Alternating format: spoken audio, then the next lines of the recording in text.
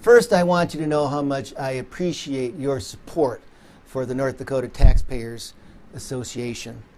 Our major sponsors, Greg Butler, Jim Bradshaw, Roger Nelson, Tom Wold, Ron Grotham, John Scott, Jeff Firstenow, Randy Christensen, John Carrion, Monty Jose, and Danny Schatz, and in fact, all of you.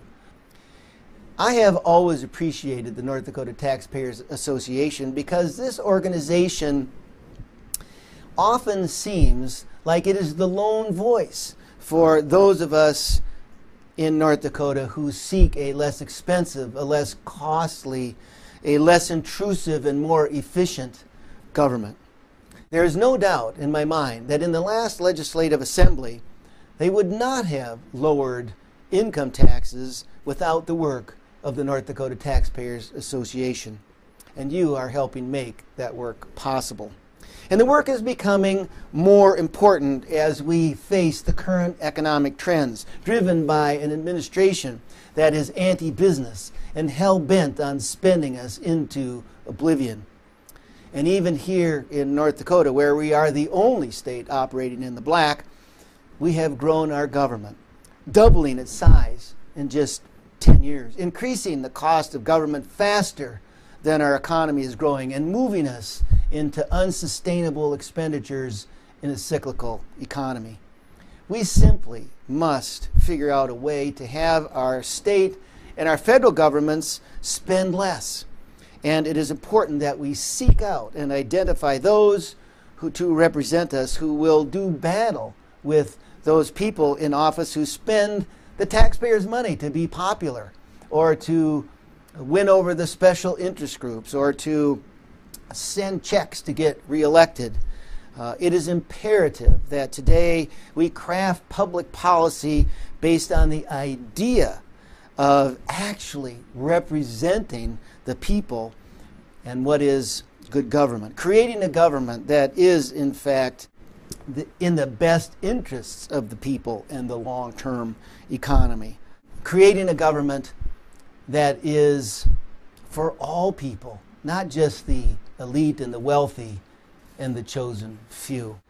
It seems to me that today, good government means that we have to focus on those ideals that made the United States of America the greatest nation on this earth. Individual responsibility and reward. Limited government that understands the power of the people and drives the economy. A government that understands that private enterprise and investment is what creates jobs and careers and products and services, and it steps out of the way to make that happen. To do that, we must reverse the current trends in our country. I'm thinking about the old Western actor, Chill Wills. I don't know how good of an actor he was, but Chill Wills was able to drive a 6-up horse team pulling a stagecoach or a wagon, and they kind of needed him on the set of these old Western movies. And as I think about that, it is time to pull back the reins on runaway government spending. Time to focus on delivering a government that is affordable, that lives within its means, that doesn't spend more than we have. Time to heave the shoulder against the wagon so that it doesn't go tumbling off the cliff in a cloud of dust.